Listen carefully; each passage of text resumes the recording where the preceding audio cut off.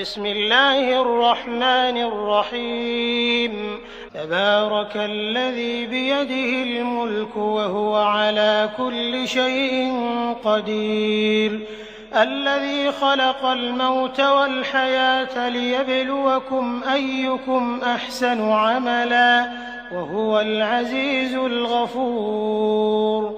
الذي خلق 7 سماوات طباقا ما ترى في خلق الرحمن من تفاوت فارجع البصر هل ترى من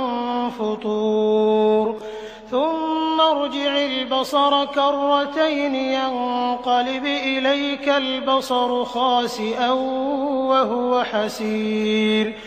ولقد زينا السماء الدنيا بمصابيح وجعلناها رجوما للشياطين وأعتدنا لهم عذاب السعير وللذين كفروا بربهم عذاب جهنم وبئس المصير إذا ألقوا فيها سمعوا لها شهيقا وهي تفور تكاد تميز من الغيظ كلما ألقي فيها فوج سألهم خزنتها ألم يأتكم نذير قالوا بلى قد جاءنا نذير فكذبنا وقلنا ما نزل الله من شيء إن أنتم إلا في ضلال كبير وقالوا لو كنا نسمع أو نعقل ما كنا في أصحاب السعير فاعترفوا بذنبهم فسحقا لأصحاب السعير إن الذين يخشون ربهم بالغيب لهم مغفرة وأجر كبير وأسروا قولكم أو اجهروا به إنه عليم بذات الصدور ألا يعلم من خلق وهو اللطيف الخبير هو الذي جعل لكم الأرض ذلولا فامشوا في مناكبها وكلوا من رزقه وإليه النشور أأمنتم من في السماء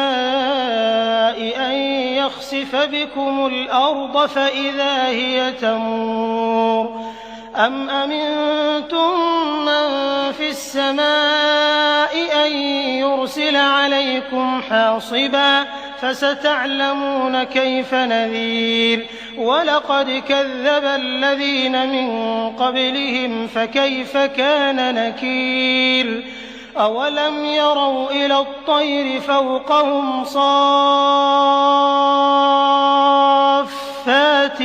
ويقبضن ما يمسكهن إلا الرحمن إنه بكل شيء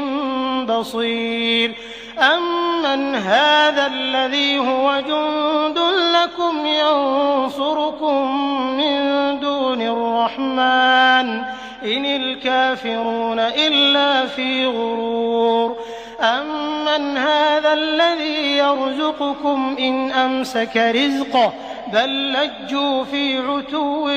ونفور أفمن يمشي مكبا على وجهه أهدى أمن يمشي سويا على صراط مستقيم قل هو الذي أنشأكم وجعل لكم السمع والأبصار والأفئدة قليلا ما تشكرون قل هو الذي ذرأكم في الأرض وإليه تحشرون